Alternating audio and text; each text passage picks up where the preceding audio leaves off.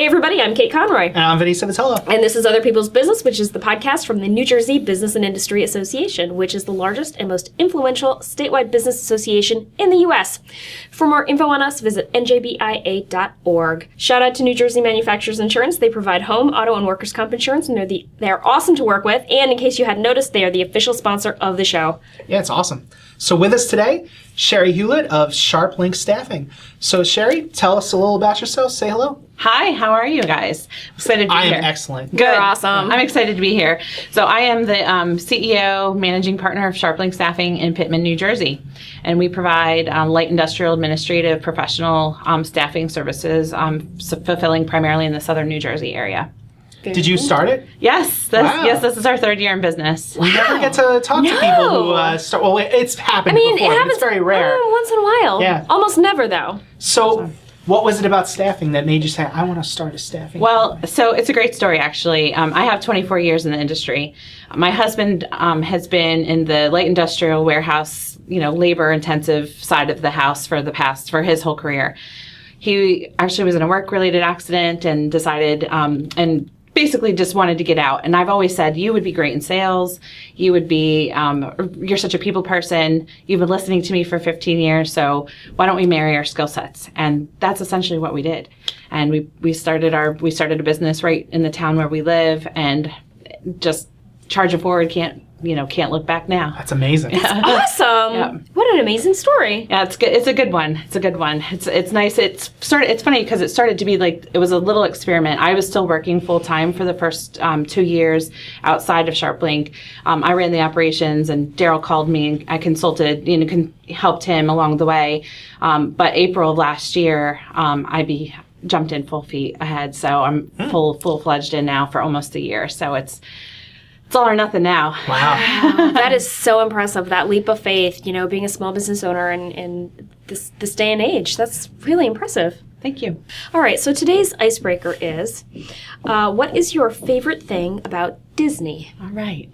So thinking about that, I would have to say it's all the little details. I mean, Disney, if you go walk around the parks and you just really pay attention to all the details on all the rides, it's the eye movements, the head movements of all the characters, and It's a Small World, and the Splash Mountain, all the little bears. It's the little details that make it so realistic and awesome there. I mean, it's hard, honestly, for me to pick a favorite thing, but if I had to, since I have to choose, that's it, the details.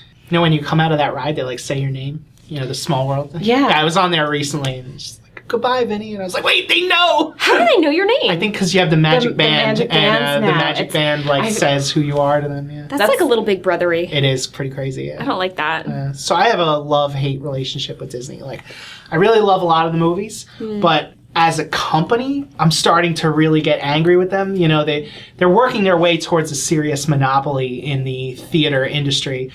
They now own something like 40% of all the studios.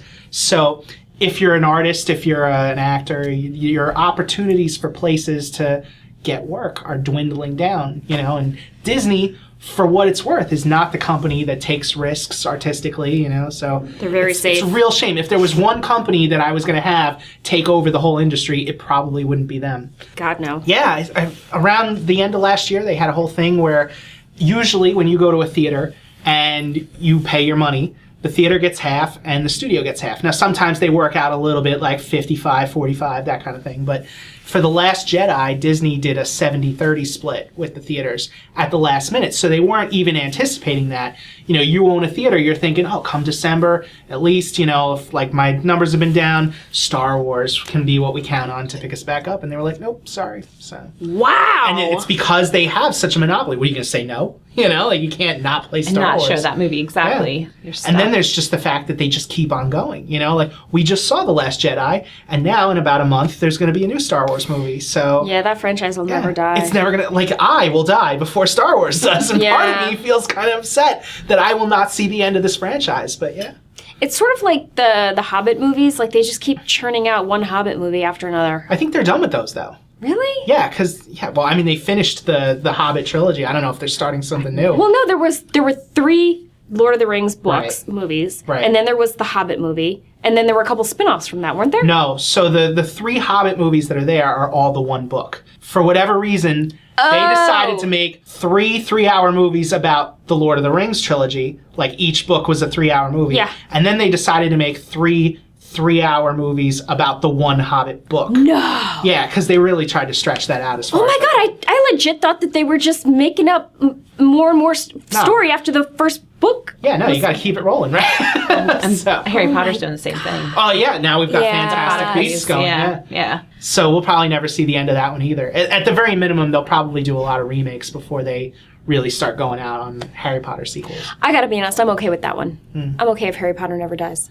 You'll have to come to Pittman in October with the Potterfest. Yes, Here, that's too. actually been on my bucket list a while. Yeah, I need to I'm do part that. of the planning. Are you a Potterhead? I'm not a Potterhead, but I'm a very good organizer and friends with Potterheads. So, I'm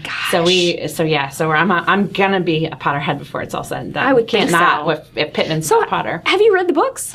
I read the first book, but the size of the books kind of intimidated me. So that's why you're not a Potterhead, because you haven't really that's experienced. right, that's right. Once you've read them, you'll never go back. Yeah, I gotta get past. I probably just need to sit down and watch the movies. So the barrier for me was also the size of the books, because I just don't have that kind of time on my hands anymore. So I am a big fan of audiobooks.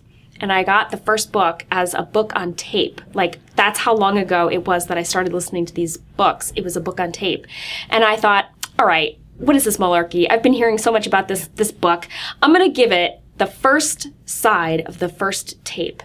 And if by the end of that first side of that first tape, I'm not like, oh my God, I have to keep going, I'm just going to take the whole thing back to the library, because come on. Can I tell you, within an hour, I was completely hooked. The narration was amazing. The actor was amazing.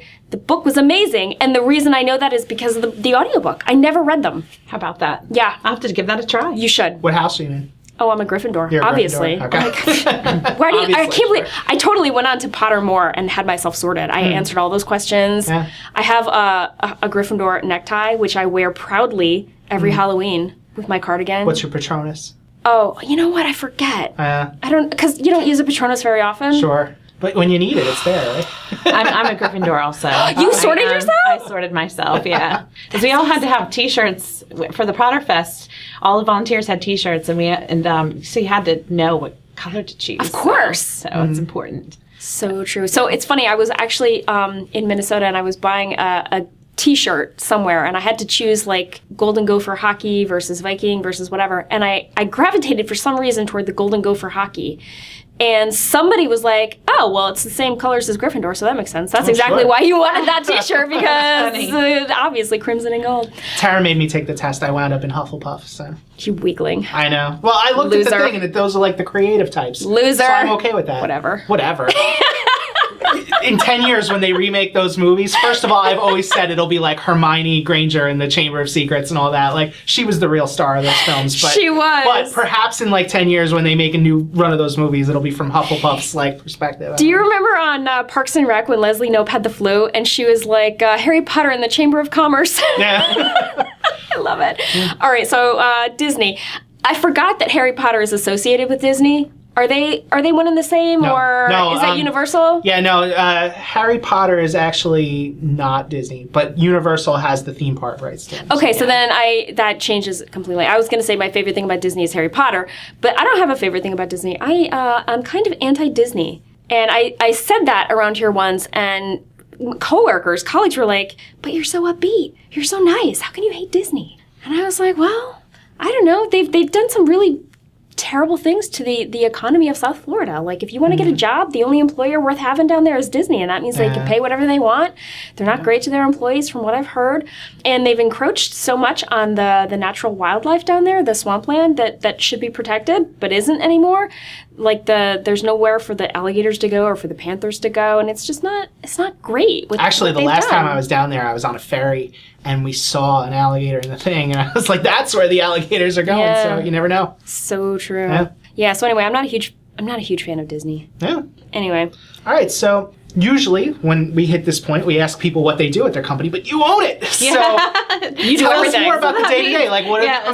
So I'm typically the back office person, the operations, take care of the books, all that good stuff. But I definitely have an element of client interaction and account management, dealing with the customers and finding the right people to fill the jobs. I'm very hands-on. We're a small team, and that's, I feel like that's my favorite part, honestly, is finding the right people to fill the positions with our customers. So I probably need to do more of that, actually, and less of the boring stuff, because that's what I really enjoy doing. But, matchmaking. Yeah, the matchmaking. And so, reviewing resumes. I'm going to jump into that because that's we have so much fun. There's not a day that goes by in our industry where people resumes come across our desk and we have a laugh. I'll be honest with you. One of our follow-up questions is going to have to be like, what are some of the best things that you've ever seen on a resume? So I hope that they don't get offended if they happen to listen, but no names. No names. Don't say names.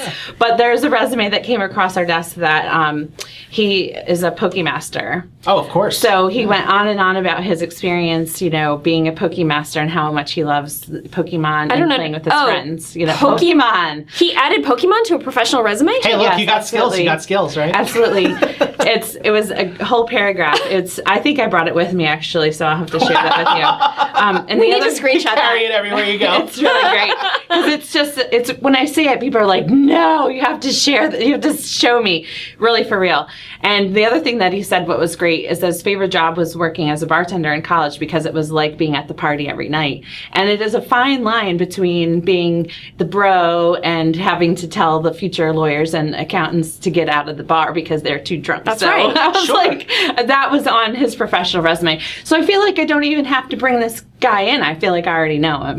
He's and it's great. And then some of the fun things, and of course we do give feedback. So that was part of our ammo, if you will, being a little different than some of our competitors. We really, try to work with people to become a little bit better at job hunting, and part of that is having a nice professional resume. So we'll get things where maybe the A is broken on the keyboard, so they'll put a dash in place of every A. Wow. That really happens more than once, actually.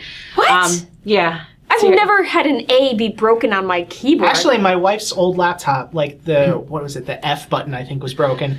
And so when I needed to do something on her computer, I actually went online, copied an F, and then every time I needed it, I hit Control V, and I was like, you need to buy a new laptop now. Yeah. So it still works. You don't have, so someone that doesn't have that, that's a really good idea. Problem solving capability.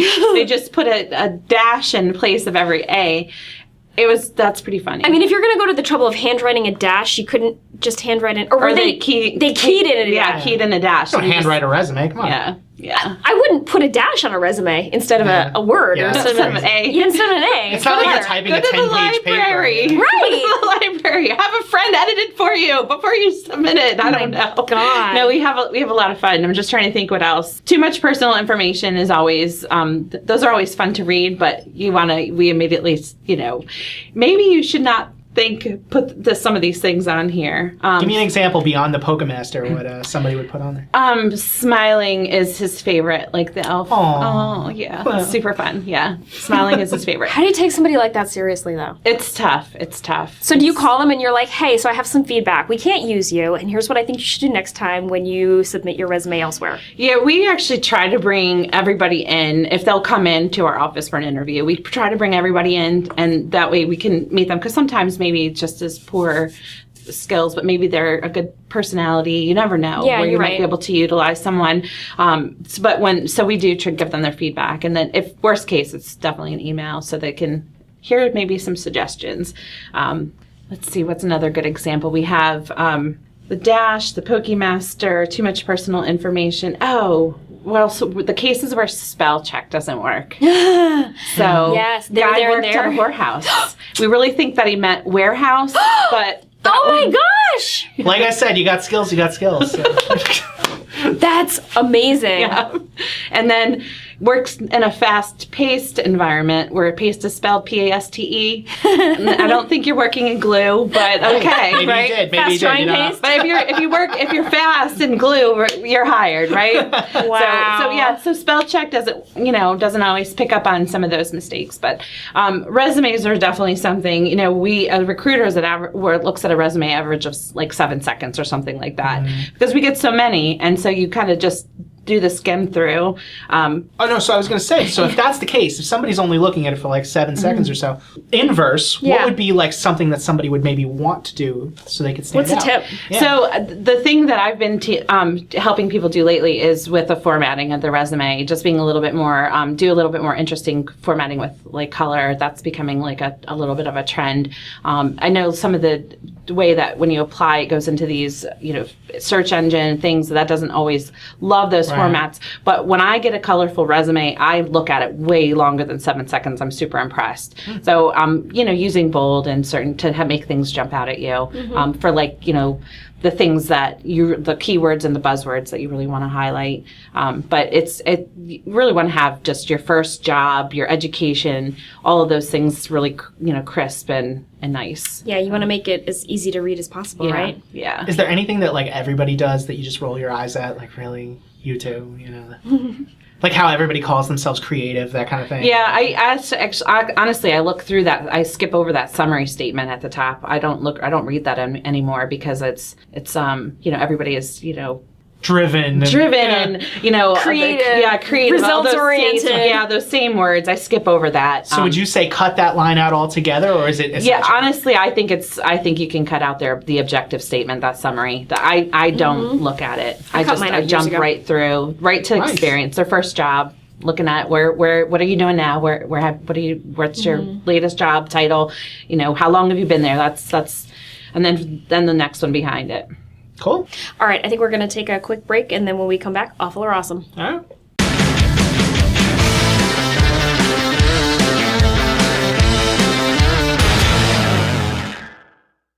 And we're back. It's time for a game called Awful or Awesome. I'm going to name 3 things, and you have to decide quickly if they are awful or awesome. It's pretty self-explanatory, I guess. Sure.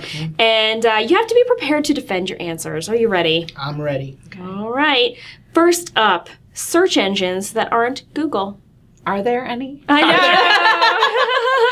know. So yeah, this is a tough one. I can't say, awful, but I can't say that they're so awesome that I use them. Like Bing, I can think of Bing and then Yahoo, right? Yahoo. Well, I think the only time I've ever used Yahoo is when I still have an old email that's like where all my ads go for Yahoo. So if I happen to think I need to search on while I'm doing that, then I'll use Yahoo. But for the most part. Yeah, it's actually kind of funny because the other search engines are so desperate. Microsoft will pay you to use Bing. Like, I don't know if you knew that, but yeah, they have a whole rewards system where every day you go in and you do certain tasks, you search for stuff, you click on various things, and at the end of the month, if you've accumulated enough points, you can trade them in for like gift cards and stuff like that. No way. And I still don't do it, so yeah. That's incredible that you still don't do it. But do you remember when the internet first happened?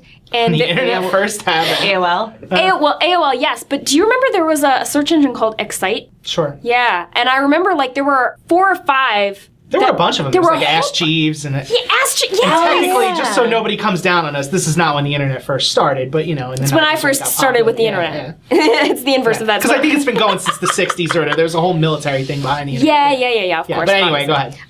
But do you remember in the 90s when we all got email addresses from college? And they were like as long as my arm. Yep. I will never forget that. And I had a professor say, I need you to do some research on this thing called the internet. So go up to the computer lab and type in www.excite.com and then do a search for this. And it was like she was speaking Greek to me. And I literally was like, okay, I know I know you're asking me something, but I don't know really what it is that you're asking me to do. I don't understand. Yeah, it was pretty crazy. Wait, did we all go? Or did I just answer? Did you guys answer? Search engines that aren't Google? Yeah, I think we got that. All right, good. Reality TV. I've never been the biggest fan. All right, so I have a really weird, dark sense of humor. There was a reality TV show once called the WB Superstar USA. I don't know if you remember that one. I do not. But basically, how did I miss it? It was an American Idol type show, but they were advancing the people who were bad and not telling them. So the idea was that they were trying to find the worst singer in America, That's but being so like, oh mean. yeah, you are awesome. And then, yeah, it was That's terrible, but terribly I've got mean. like a horrible sense of humor, so I thought it was hilarious. When it was all said and done and they figured out who the worst singer in America was, they gave them like not speech lessons, but singing lessons. Voice and lessons? They actually gave her like a contract. I don't know what happened with that after the fact, but it was the kind of show you could only do once. Yeah. Because once people were in on the gag watching it on TV, nobody you couldn't wants do to a do season that, 2. yeah. Yeah, that's awful. Oh my God. Yeah. Well, my inclination is to say that reality TV is awesome. That's my little thing that I do. Guilty pleasure. My guilty pleasure. Yeah, That's what I'm that's looking the for. word you're looking That's for. what I'm looking for. As my guilty pleasure. I, have to say that it's just enjoy my popcorn and wine and just sink into whether it's the Kardashians or the talent shows are always good. It's not my life, so it's super fun. Totally. That's how I escape. Yeah. So my gut reaction is just be like awful, But then I'm thinking about all the reality shows that I've watched over the years, and there have been a few. Most of them have been like really good-hearted though, like the Osbournes. I love that show. Crazy. But that's how it goes. Yeah, exactly. I love that song. Millions of people live in a smoke. All right, I'm not going to sing. We're gonna get the strike. It's okay. Seriously, I know. But do you remember John and K+8? Yes. Okay. Oh my gosh. Right. Yes. So she was kind of a nightmare, but the kids were really cute. They were so, I liked them. And then, oh my gosh, there was a couple more. Anything that's like really good-hearted, I could watch that for hours, I think. But there's a lot of educational things too. My daughter is hooked on the jazz and just was her, like, I think it opens your mind up to so many different people and different lifestyles and things, like when you, like that whole, feel like TLC is like, love TLC. Do you remember the wedding story and the baby Yes. story from, oh my God, a million years Yeah. ago? 20 years ago, I'd probably. always cry. I know. Cry over the people's lives. Yeah. Say yes to the dress. I'm emotional. My mom, oh my gosh, my mom loves that show so much that the last time they were in town, like in May, my mom said to me, I want you to call and make Colleen an appointment at Kleinfeld's. And I'm like, Colleen's not getting married. My mom was like, doesn't matter. We're going to Kleinfeld's. Colleen's trying on wedding dresses. Swear to God. So we did it, and we took pictures. And we posted the pictures to Facebook because we were at Kleinfeld's in Manhattan. Of course, that's what you do.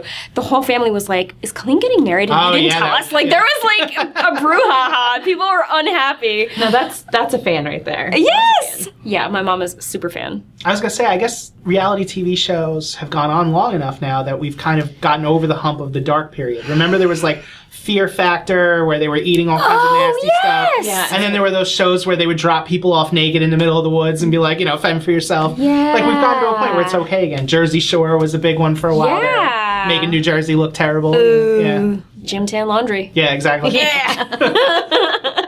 My newest favorite is the latest derivation of Queer Eye for the Straight Guy.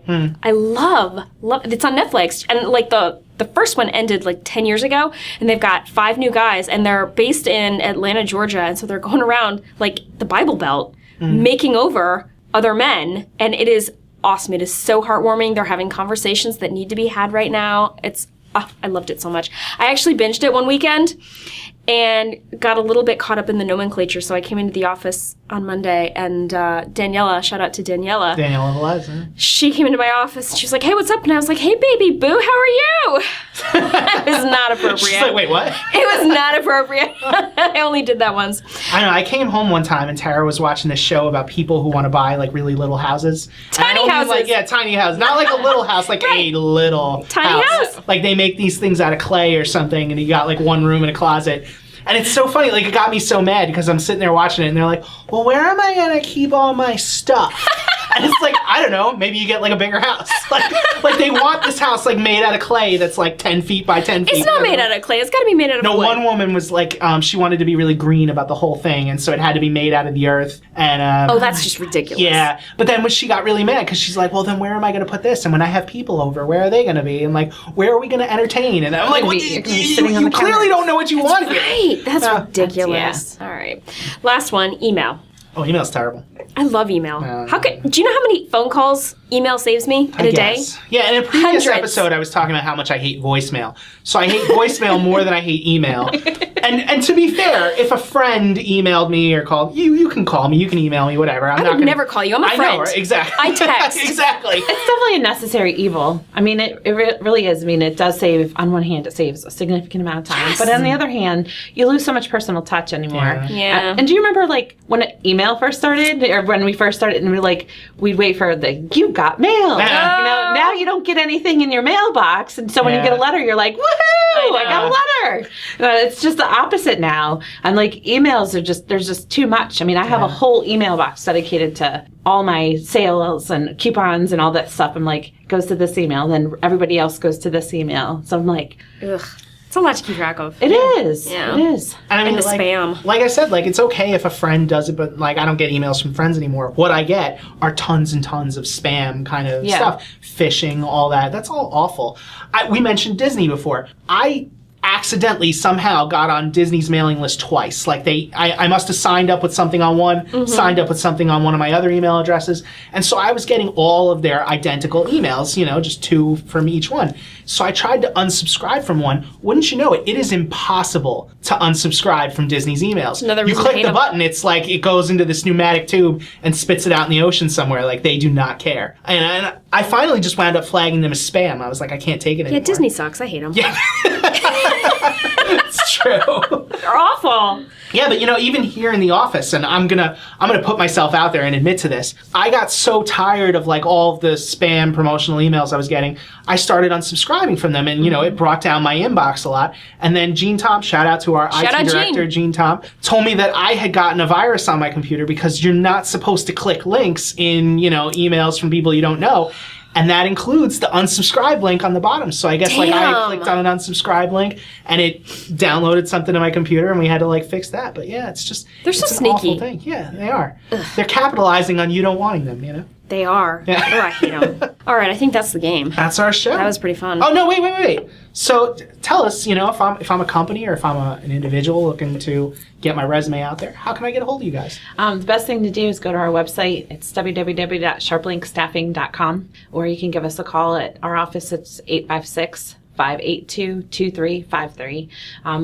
Like I said, we service the South Jersey area, and we're going to be expanding into the healthcare arena in the next few months. We're excited about that. So Awesome. yeah. Thanks. Congratulations. So much. That's Thank you. really exciting. Thank you. All right, but that's All our right. show, right? Yeah, I think that's our show. So thank you so much for listening to us. If you like our show, tell your friends, tell your family, tell your cousins, tell everybody you can possibly find that you like this show. You could totally post the link on Facebook. You can. Yeah. Or email it to people. There's that too. Yeah. But if you listen to us on YouTube, you want to send some love, there's a comments box there. Yep. If you're listening to us on iTunes, you want to show some love, give us a 5-star rating. It'll help people find the show. Absolutely, it really helps. And thank you to Shari for coming in today. We really appreciate it. Yeah, thank you so much. Thank you to New Jersey Manufacturers. They're the official sponsor of the show. They do home, auto, and workers' comp. And so if you're going through your bills right now and you're like, oh my gosh, I need to save some money, check them out. Give them a call. Definitely. Thank you, too, to our listeners. We have some really loyal listeners. Actually, I'm going to shout out one listener in particular today, Vicky White. She's actually a fellow podcaster. She taught me everything that I know now about Instagram, and I like to think that I inspired her a little bit to do a podcast. She does Fat Girl Chronicles, which is hilarious. Yeah, you sent me the link. Yes. No podcast has ever spoken to me on a personal level like the Fat Girl Chronicles. I swear to God. I'm in my car, I pause it, and I respond as though she's there. I totally agree. There's nobody I can have like a deep conversation about like Wendy's breakfast with. Seriously. And I hold myself back a lot in terms of food, and I live vicariously through Vicky and her co-host Kenny, our brother in the struggle. But Vicky will actually send me text messages as she's listening to our show, and sometimes it's before I have even listened to that episode yet. Oh yeah, so like you're trying to get back in that frame of mind. Right. Like, what did I talk about 13 weeks ago? Right. So she'll text me like something like, "Oh my God, I hate those people too," and I'll be like, why are you telling me? That was sort of I don't know why you're telling me that you hate these people. I remember you sent me a text. It was like Vicky had quoted me on sometimes you go in thinking you're hoping for an Empire Strike Back, and you get a Phantom Menace. And I was like, yeah, I'm very wise. Yes, she totally quoted you to me, which was hilarious. And for the record, I went into The Last Jedi hoping for an Empire Strikes Back, and I maybe walked out with like a Return of the Jedi, which is not terrible, but not great. So. All right, full disclosure, I loved Return of the Jedi, but I was like 10 when it came out. Do you know what I mean? Like, it was made. That movie was made for my generation. All right, I think that might really be our show. Yes. All right, bye, everybody. Bye.